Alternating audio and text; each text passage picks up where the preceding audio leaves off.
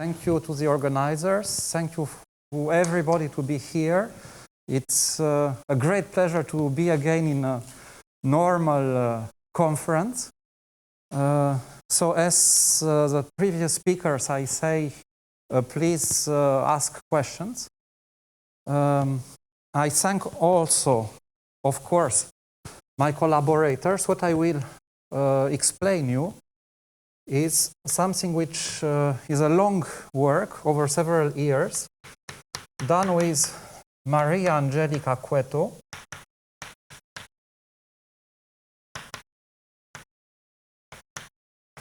and Dmitry Stepanov.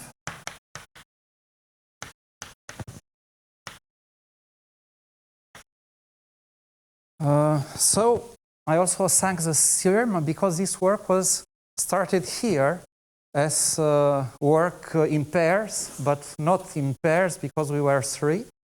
And we spent the beginning 3 weeks to start working on Neumann-Wahl Milnor fibers conjecture. So today I want to explain you that conjecture and in which context it appeared. So the plan of my mini course will be like this. First, I want to speak about the Milnor fiber conjecture.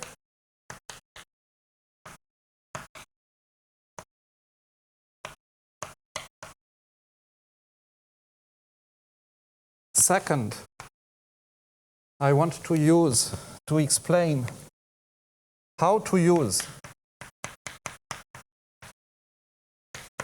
logarithmic geometry, which you also find on Google if you simply type log geometry. I will explain also why log geometry.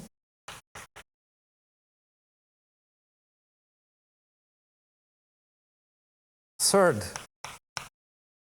I will speak about the tropical aspects, trying to show you the intimate connection between tropical geometry and log geometry. And finally, in my fourth lecture, I will speak about the steps of the proof.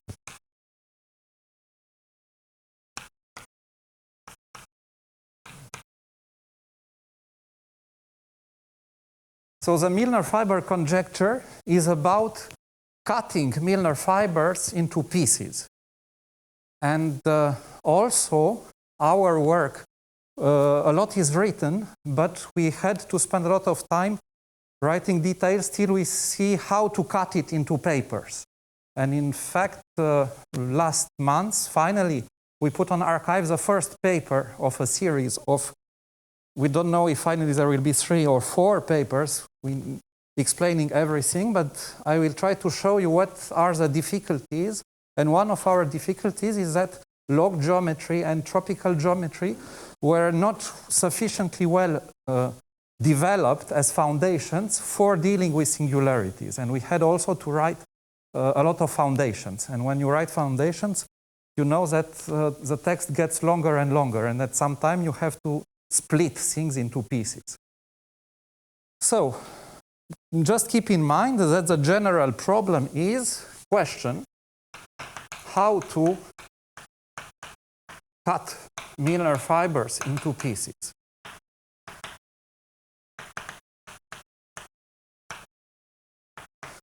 But my aim today is to show you how a different context led Neumann and Wahl to ask a precise question of this kind. So I will start with this first part, the Milnor fiber conjecture. So let me start here.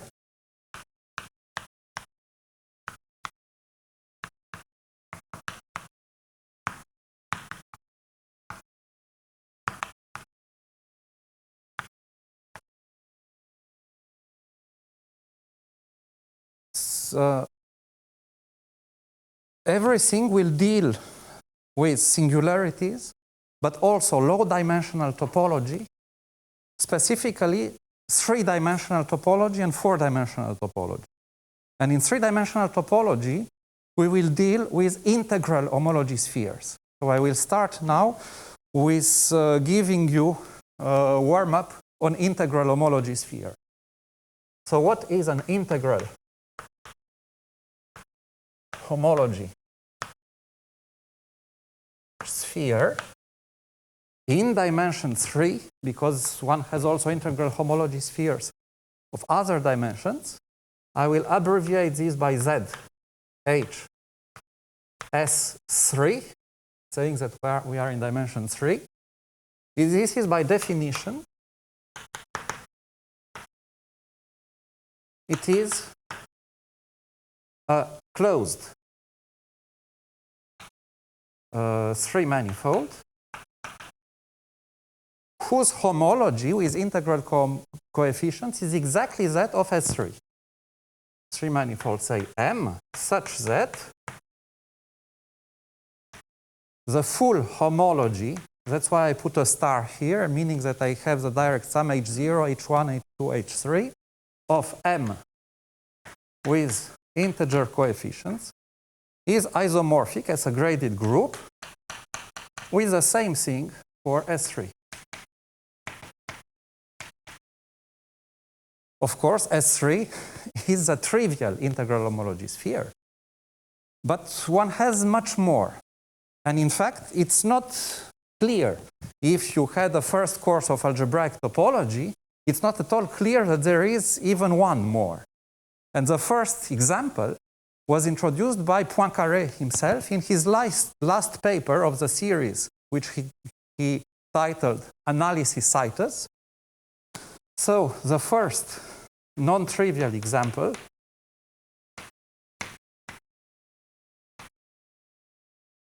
was introduced by Poincaré in his last Analysis Citus paper,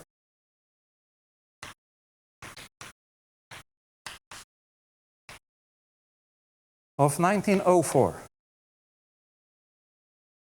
And I will present you now this example from the singularity theory perspective. By the way, I want to make a little advertisement. There is a website which was constructed by a team whose name is Henri-Paul de Saint-Gervais, whose name is Analysis Citus. It is in French. I participated to that team. It was also a several years project. And the aim of that site is to introduce to algebraic topology through Poincaré's vision.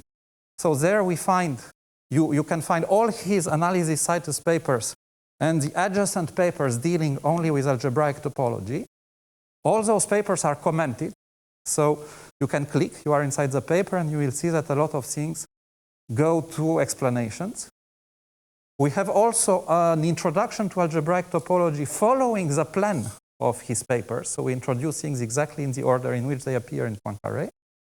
We have also modern visions, say more factorial, and also an introduction through examples, through the examples which appear in those papers of Poincaré. And everybody can choose his own entrance door. There is also a full bibliography. So for instance, we tried to put inside all the books dealing with algebraic topology or the history of topology in the 20th century, which appeared till 2017 when the site was launched.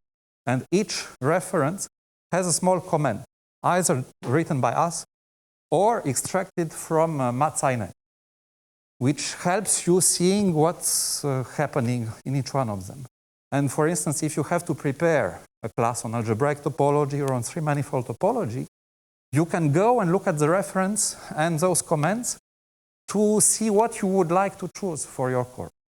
There are also references there about papers dealing with a history of algebraic topology. So if you are interested, we tried to put there everything we found speaking about the evolution of those ideas. So, for instance, you can choose to enter the world of algebraic topology through this integral homology sphere, which is presented there in a lot of ways, and also with videos, which are very sophisticated. You can get the swimming inside those three manifolds. So let me follow now and give you a quick introduction to this special object. So I think it was this one. No, sorry.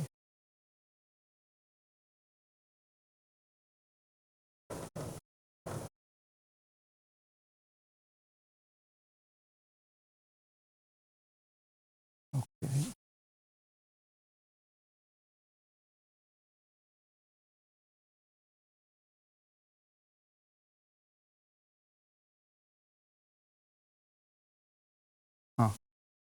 I have to put it down.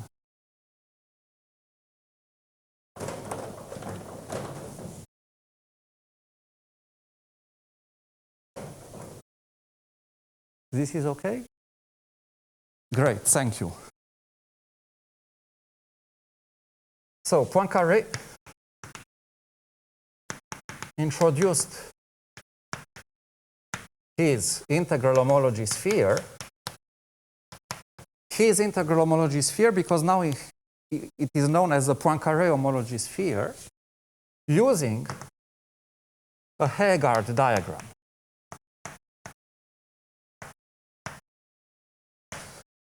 It is one of the only drawings you can find in those papers of Poincaré. There are no many of them, but if you ask if Poincaré drew in order to experiment, to explore, to discover things, yes, and this can be best seen in his last paper, where he does not explain a proof but a conjecture, which is known also as Poincaré's last theorem, proved after his death by Gareth Birkhoff. Yeah. Am I right, or am I too confused? No, I think it's okay. And I want to explain what is a Heegard diagram, because it is not the viewpoint which will be used in this course. It is simply to tell you that if you go to that paper and you look at the most complicated diagram in that paper, it is Poincaré's presentation of his integral homology sphere. And you will see on the drawing that it is a complicated object. It turns out that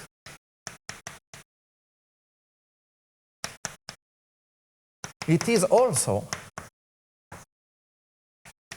the link, in the sense of the two talks we saw this morning, the link of the so-called E8 singularity, which can be defined by the equation x2 plus y cube plus z5. Inside C3, I will simply write here the zero locus of this. So when I write z of a function, it means that I look at the zero locus, and I look at its germ at the origin.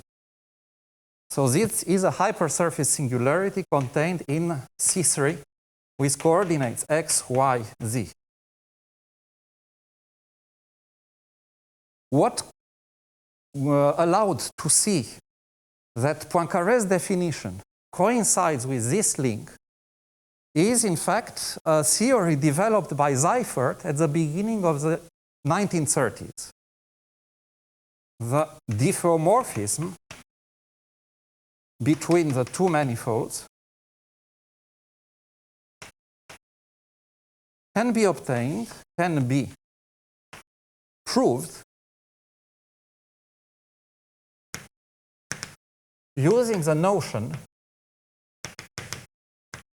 of Zeifert manifold.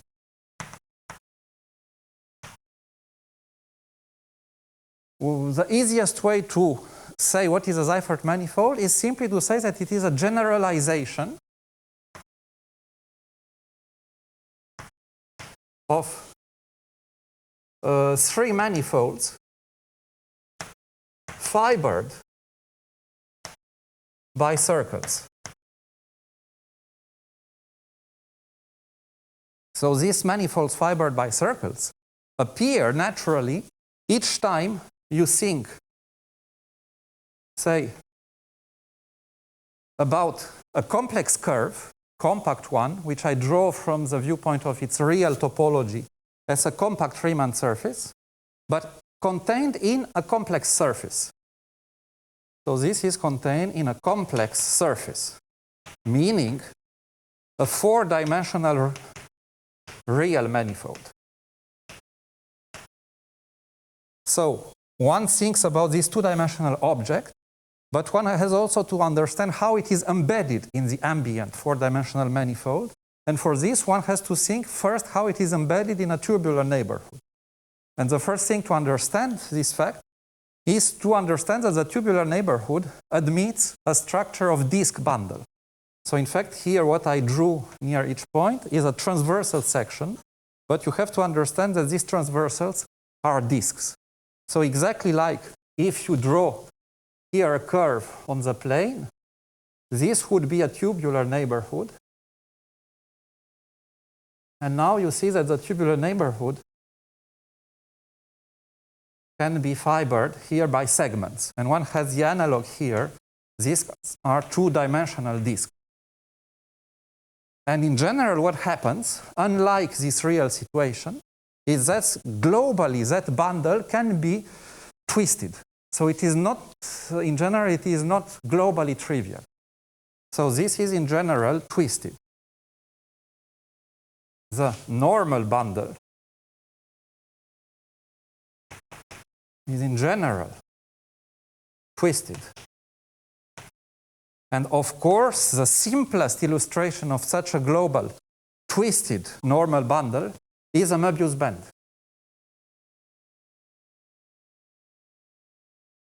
Which you can draw like this. And now you draw inside a circle. And now you see that locally you have indeed a trivial bundle over some interval. But you know that if you move continually these segments along this central circle, you come back with the opposite orientation, and this is a twist. And from this example, the name of twisting propagated to all the fiber bundles. When a fiber bundle is not trivial, one says that there is twisting in it. And now, if you want to understand exactly that twisting, it turns out that it is enough to look at a boundary of a tubular neighborhood. It's exactly like here. You see that there is a twisting, but it is enough to look at the boundary where you see that above each point here you have 2 points. So they move when you go around this circle, and when you come back, they simply get permuted. So that's why this twisting can already be captured in the 3 manifold, which is the boundary of the tubular neighborhood. And now if you look, you see this boundary here appears as a bundle above the circle whose fiber is a pair of points, but you have to look at this pair of points here as a boundary of a segment. So it is the 0-dimensional circle. The analog here, because the normals are 2-dimensional disks, their boundaries are circles, and you get the boundary of a tubular neighborhood here, which is a circle bundle. So that's why each time you have one smooth compact curve in a smooth surface, you get immediately there a 3-manifold, which is fibered by circles. But remember that when you have singularities, such configurations appear when you resolve them. But when you resolve them, you don't replace the singular point by one curve, but by several ones, which intersect transversally. That's what is called a good resolution. So there you have to understand how to build the boundary of the tubular neighborhoods from such circle bundles where exactly 2 components meet. And there you need something more general than the notion of circle bundle. And the first such more general object was introduced by Zeifert in the 30s. And let me show you this. And I will show how it appears precisely in this example. So we will see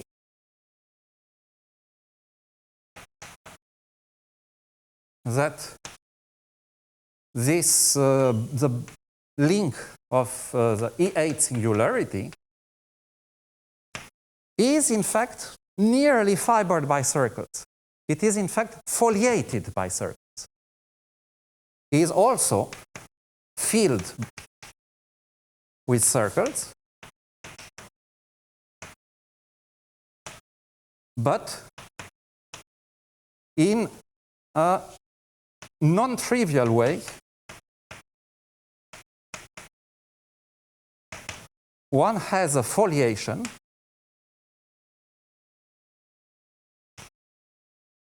which means that it is locally trivial in the source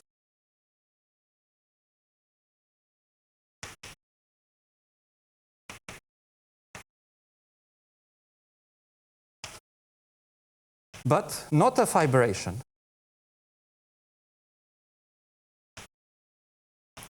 Which means that it is not locally trivial in the target.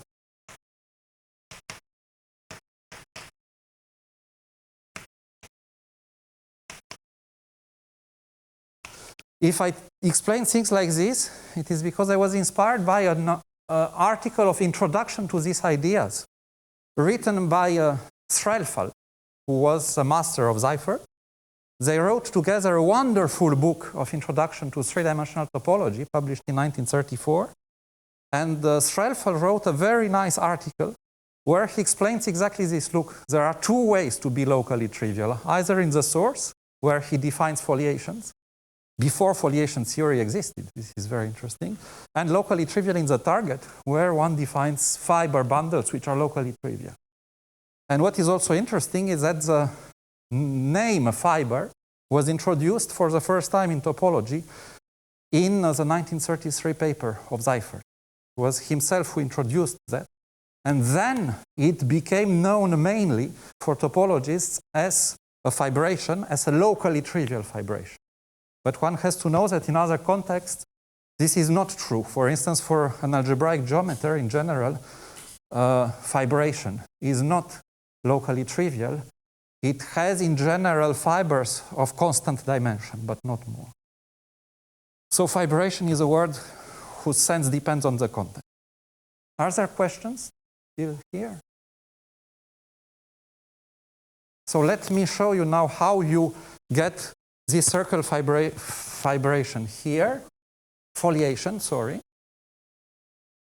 I have a problem of permutation between two buttons here. So what do I have to do here? I think this. Yes.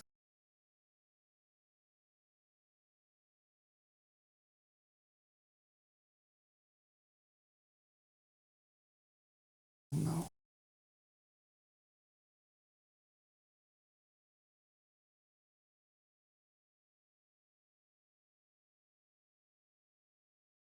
Okay, like this? No.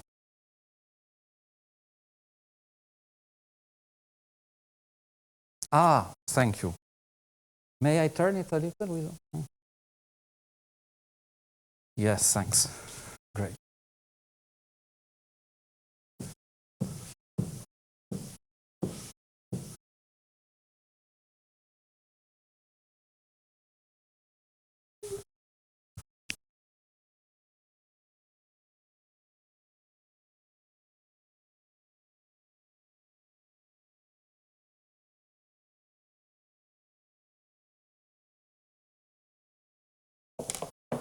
So let's come back to our polynomial here, x2 plus y cubed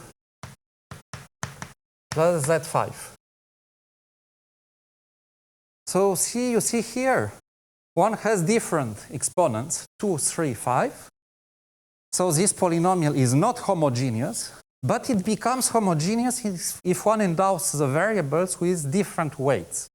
So it is a weighted homogeneous polynomial. And say the weight of x. In order to make it homogeneous, one can take as the weight of x the product of the two other exponents. So this will be 3 times 5. The weight of y will be 2 times 5. And the weight of z, 2 times 3. This is a purely algebraic computation, but there is a geometrical way of viewing the weighted homogeneity. It is the fact that one has an action there. an action of C star, I take a new variable t for this C star, and this C star acts on the space of coordinates x, y, z.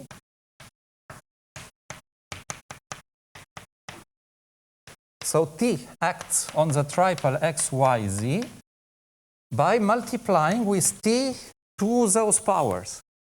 T to the power 3 times 5 on x, t to the power 2 times 5 on y, and t to the power 2 times 3 on z. And what's happening, the fact that this polynomial is weighted homogeneous tells you, let's call it f, that if you look at f of these things,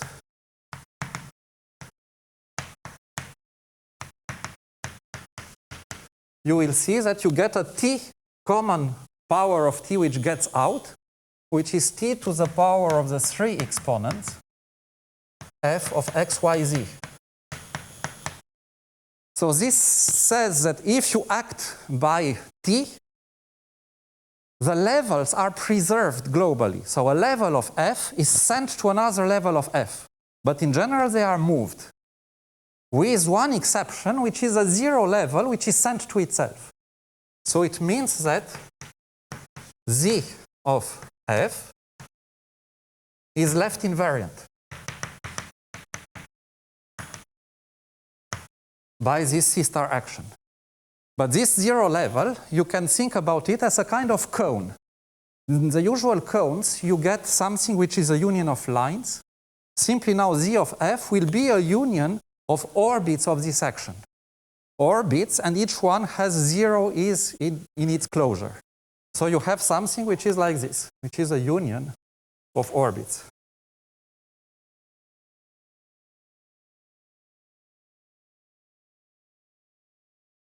Remember that we are interested in the link of this. So because of this quasi-homogeneity, in fact, when you construct the link, you can intersect with any sphere centered at the origin. All the intersections will be the same. So imagine that you intersect with a sphere, which is 5-dimensional here, of radius 1. Now, it is not true that such a sphere is left invariant by this action. But it will be left invariant if you restrict to t's of absolute value 1. So if one restricts to S1 in C star, the usual trigonometric circle, here, then one gets an action which is S1 acting on this intersection Z of F intersected with this S5 on Z of F intersected with this S5. And this is exactly this 3-dimensional link. And you can see that, in fact, all the orbits of S1 are circles, excepted the orbit on the origin of C3. But here we are outside the origin. So it shows that you get really, you feel in this way this link by S1s. So has no fixed points.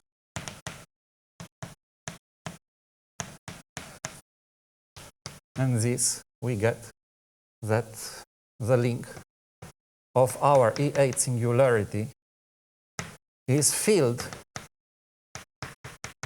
with the S1 orbits of the action. And it turns out that when you have something like this, an action of S1, then you get automatically a foliation. But now there are 3 special orbits.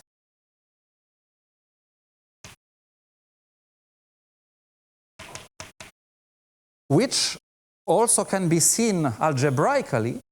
They are obtained by intersecting with the planes of coordinates. here we are in C3. In C3, you have three special planes. You intersect this object with them, and it turns out that those intersections are three of the orbits. Three special orbits. The intersections with the coordinate planes. Z of x, z of y, z of z. And what happens near such an intersection? Near such an intersection, the nearby orbits wind non-trivially.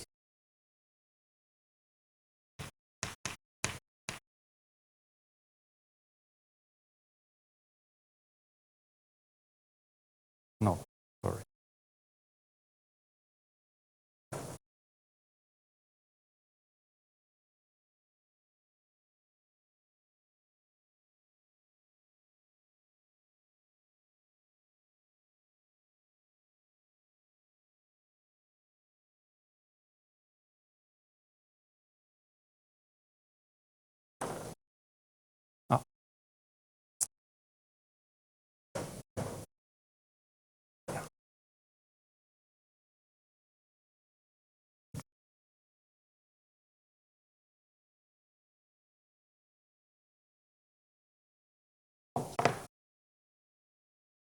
And the easiest way to represent such a non-trivial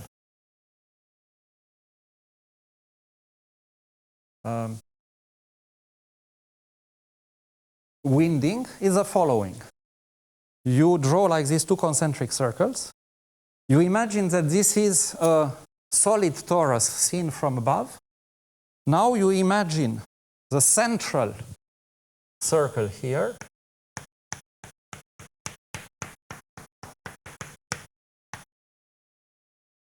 And now let's look at a nearby one, which we will draw as a knot on the two-dimensional torus, which is a boundary of the solid torus. I will draw a trefoil knot. And in order to draw the correct topology here, I will first draw the vertices of an equilateral triangle here, a second homothetic one on the small circle. And now I begin to turn here from this vertex to the next one on the small circle, like this, and from here to the next one on the big one.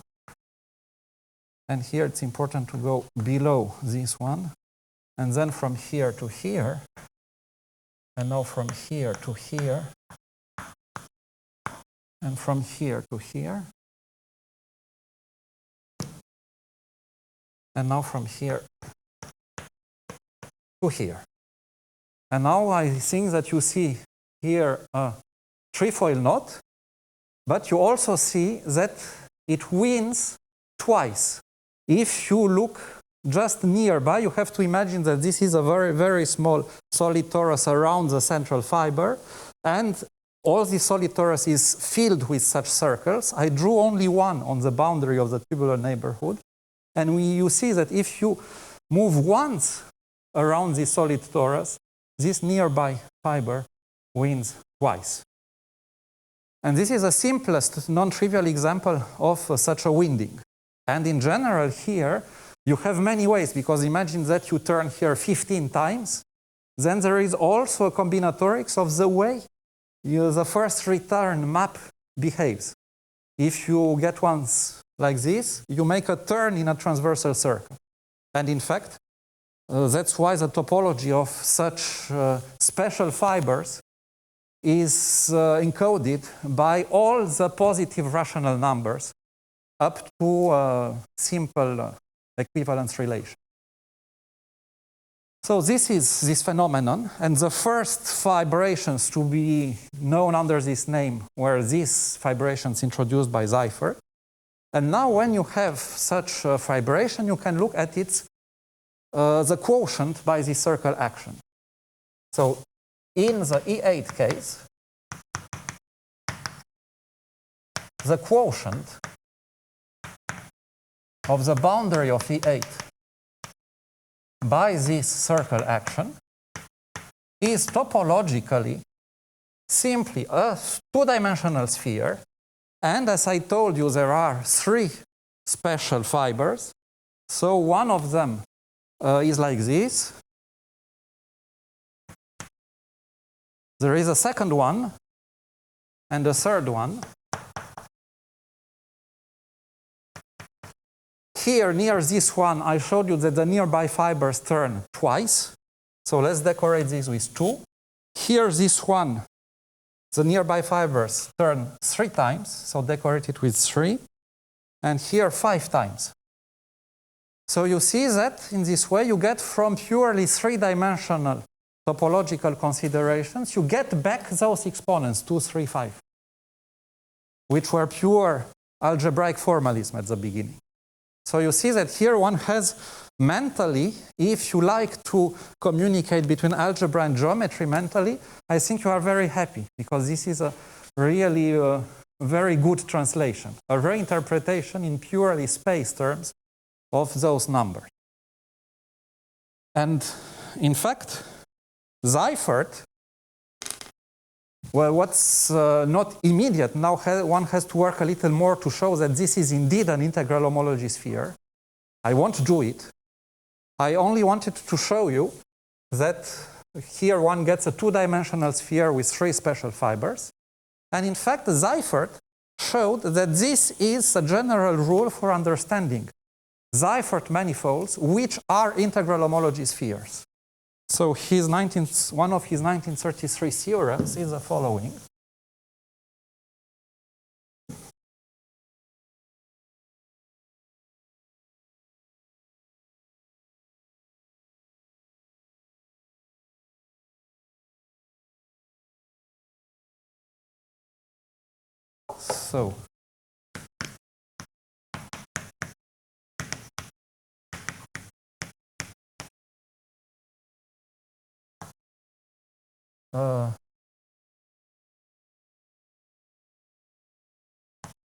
So the Zeifert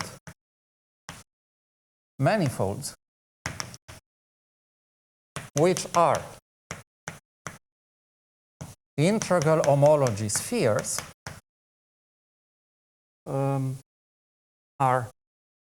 have base spaces of the form, again, a 2-dimensional sphere, and you will have some number of special fibers, and here you can have other integers, p1, p2, till pn. And here, what are p1, p2, pn? With p1 to pn, they are strictly positive integers, which are pairwise coprime.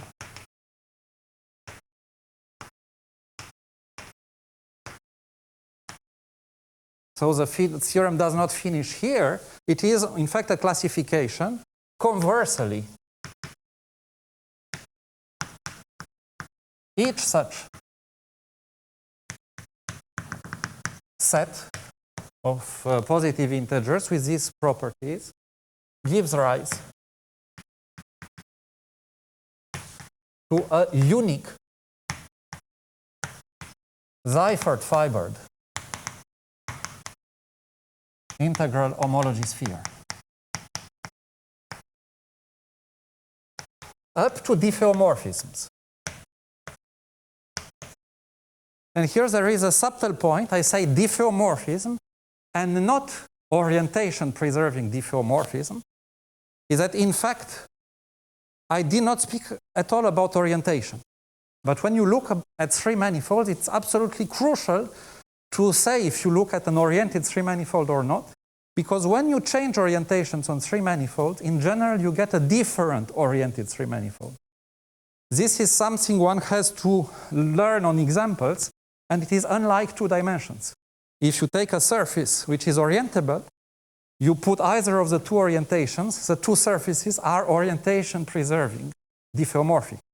And this you can see on the usual model, which you can represent as, in fact, something above the water and its reflection under the water. So this symmetry on the plane of the water gives you this change of orientation. In general, this is completely impossible in dimension 3. That's why keeping track of orientations in dimension 3 is crucial. But now, it turns out that these three manifolds have a preferred orientation. And for my taste, the best way to see it is to see that they appear as links of singularities. And this was obtained by Neumann in 1977.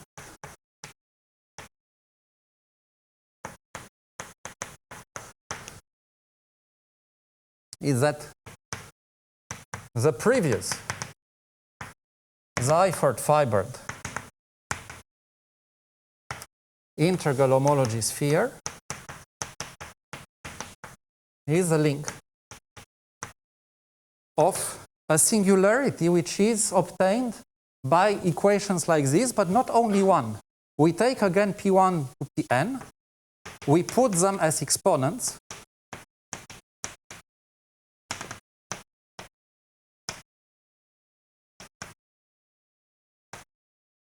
but you see, if you put this, you get an object of big dimension. One wants a surface. So for this reason, one takes here several equations of this kind. So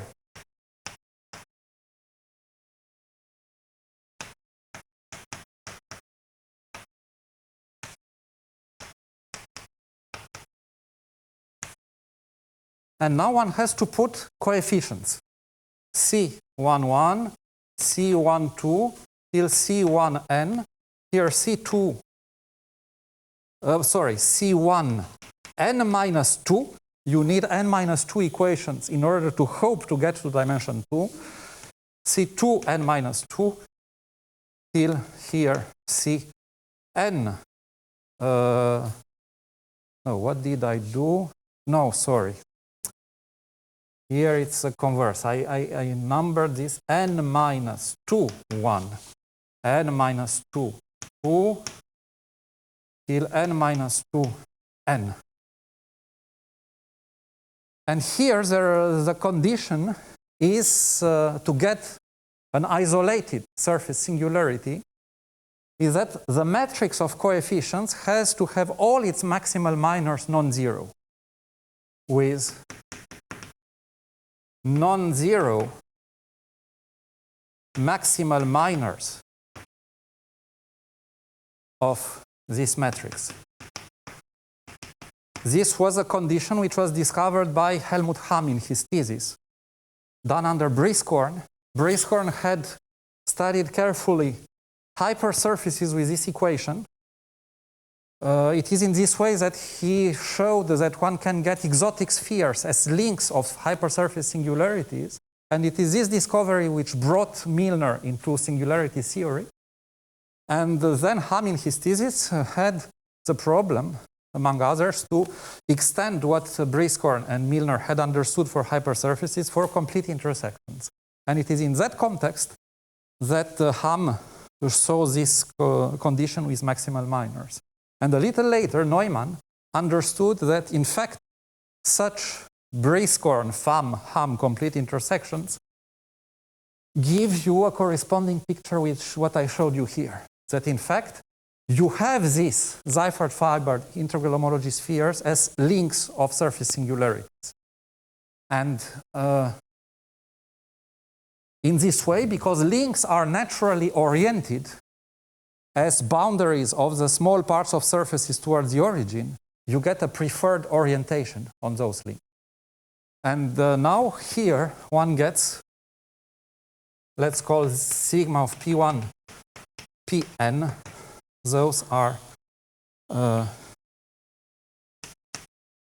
those three manifolds oriented as links.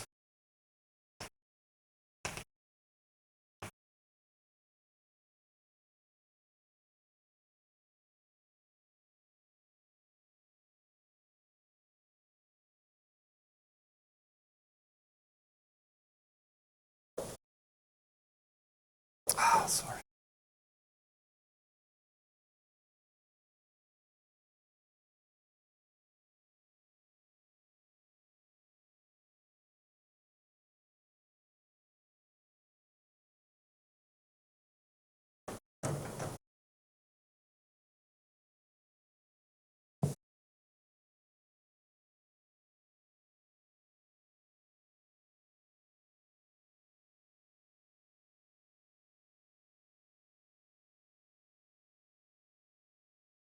So are there other integral homology spheres? In fact, many more. And in order to see this, one can use the following splicing construction introduced by Den in a very short note in 1907. Den took two knots into two spheres of dimension 3.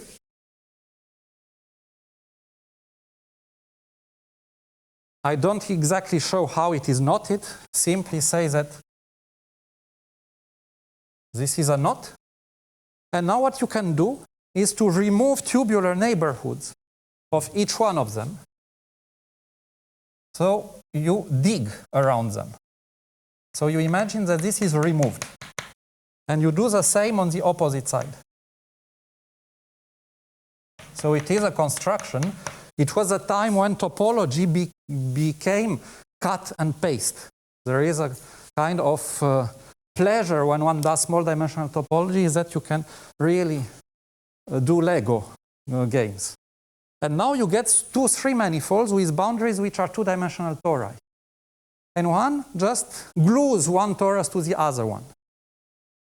And the point is that with a special gluing, one gets a three-dimensional homology sphere. How?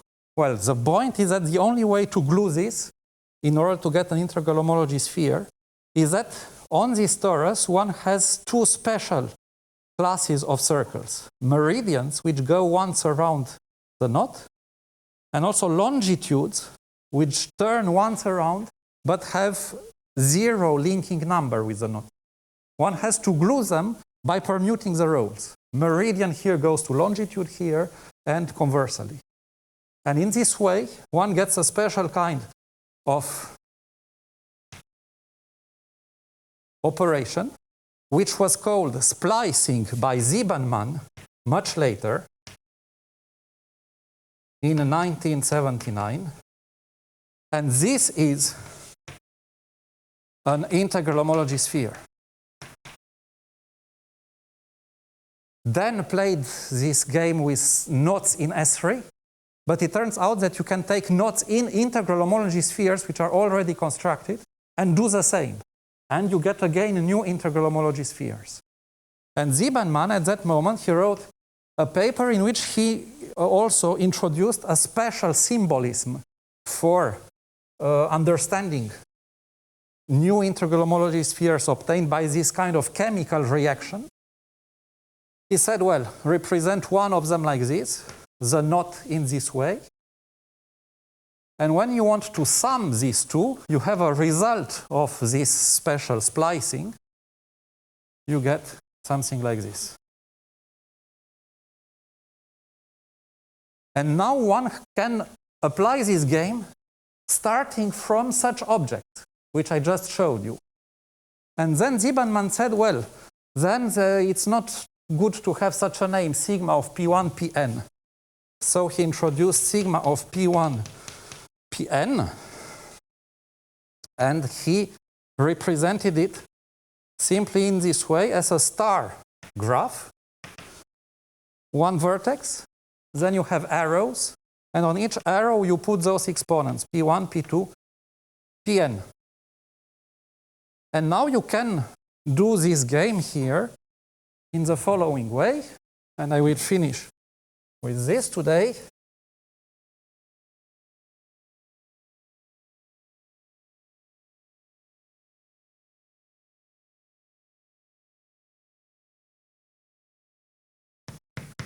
An example,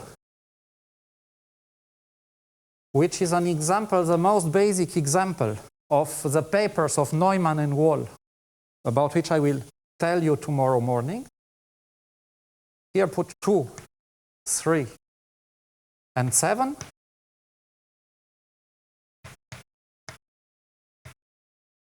Two, 5, 11.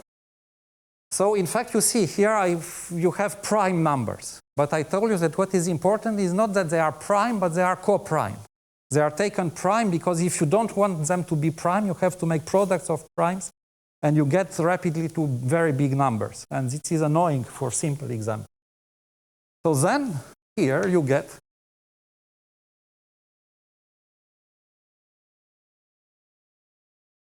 2, 3, 7, 11, 12, 2, 5.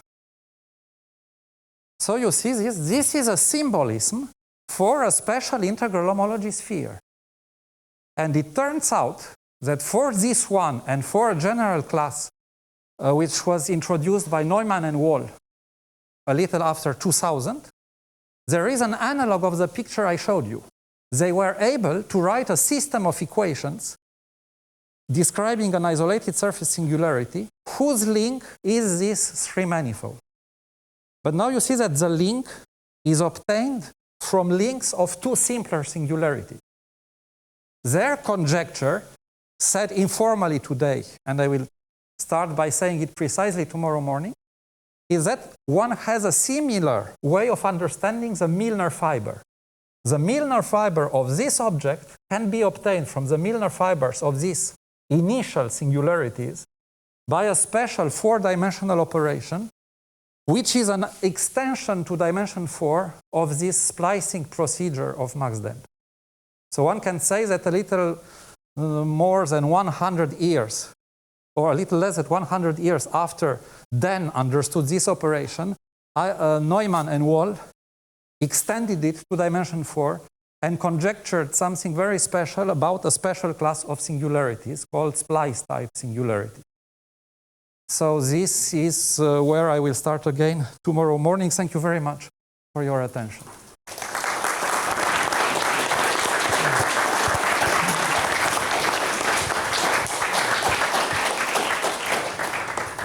Yeah, thank you very much for the beautiful talk. Are there questions, Mauricio? No, just a very quick question. So you say to do a splicing, you need to choose 2 knots on each homology sphere. Yes. So here I have one homology sphere, I have another one, but how do you choose the knots? So remember that this notation is a notation for this integral homology sphere, which is a link of the surface singularity in Cn described by that Ham-Briscorn system. There you have the intersections with the hyperplanes of coordinates. It turns out that those are the special fibers of the S1 action. Again, that surface is quasi-homogeneous because all those polynomials are weighted homogeneous with the same weights. And the same thing I showed you for E8 can be done here. And in fact, there you have exactly n special fibers. And the meaning, in fact, of such arrows is that they represent exactly those special fibers. So it means that here I choose the knot corresponding to this special fiber, which is an intersection with a plane of coordinates of the variable lifted to power 7, and here the one lifted to power 11. And you do the splicing corresponding to those 2 knots. So it is exactly very suitable also for dealing with those special equations. But you could take different knots, though, if that theorem holds for any knots. Can you repeat, please? If this splicing operation works for any knots, then you could also take other. Of course. You take this very special, but... So in fact, here one takes these very special ones because one wants to get their links of singularities, which are graph manifolds. And in fact, here inside these links, which are already graph manifolds, you are obliged to take one of the special fibers in order to keep this property. So that's why the game is done here. If you want to remain inside the class of links of surface singularities, the game is to be played only with fibers. And if you don't, then you run out that class.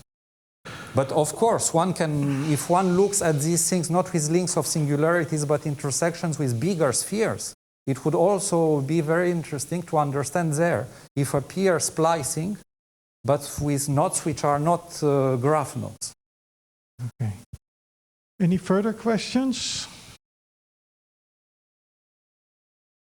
Doesn't seem to be the case, so let's thank the speaker once more.